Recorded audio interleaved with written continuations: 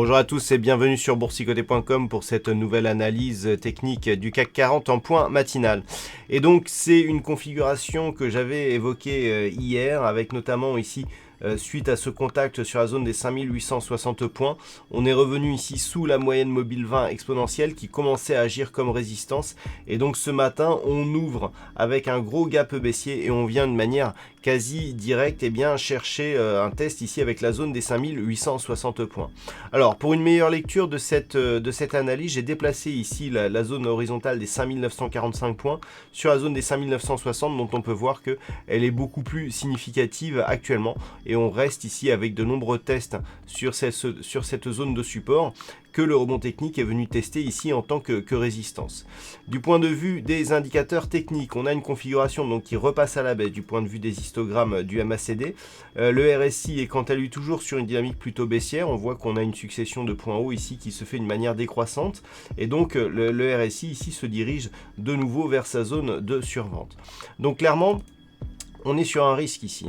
Hier, je vous disais que le rebond dans l'état actuel des choses restait technique. On en a une illustration aujourd'hui. On a clairement ici sur cette unité de temps H4 une impulsion baissière, un rebond sous la moyenne mobile 20 exponentielle et un retour ici sur un quasi-test. On revient au moins sur la zone de point bas, même si cette zone n'est pas cassée.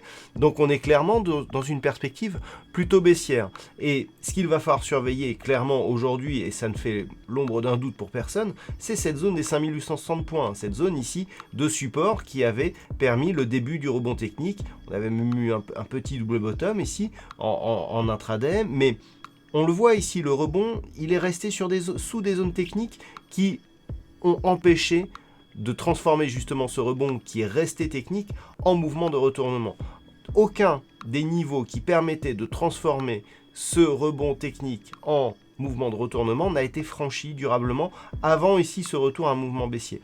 Donc clairement, il y a une grosse pression ici sur cette zone des 5860 points et si cette zone est cassée, on a tout simplement le signal de poursuite de cette dynamique qui se fait pour l'instant en plus autour de niveaux techniques qui sont clairement établis.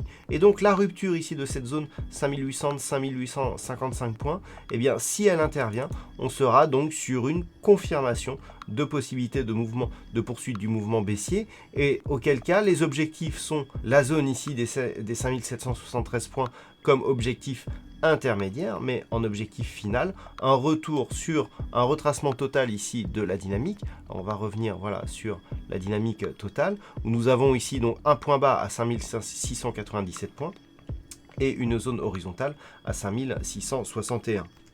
Donc aujourd'hui, il va vraiment falloir surveiller ici cette zone des 5860 points, alors qu'on sait très bien que d'un point de vue macroéconomique, et donc ça fera l'objet d'un trading live cet après-midi, nous avons des chiffres majeurs du côté des États-Unis qui pourraient aider à cette volatilité. Alors, on a beaucoup de choses aujourd'hui. Ce matin, on aura le taux de chômage de la zone euro et on aura le nombre d'évolutions de chômeurs en Allemagne qui sera dévoilé à 9h55. Mais cet après-midi, on va attaquer les choses sérieuses avec donc une décision de la Banque centrale d'Angleterre sur l'évolution de ces taux d'intérêt, avec un discours donc du gouverneur de la Banque centrale d'Angleterre. Attention, ce n'est pas neutre du tout. On a un Brexit, je vous le rappelle, qui intervient demain. Il ne serait pas étonnant que la Banque centrale d'Angleterre annonce une mesure quelque part surprise, justement pour soutenir et pour accompagner ce Brexit. C'est pas prévu, mais c'est tout à fait possible.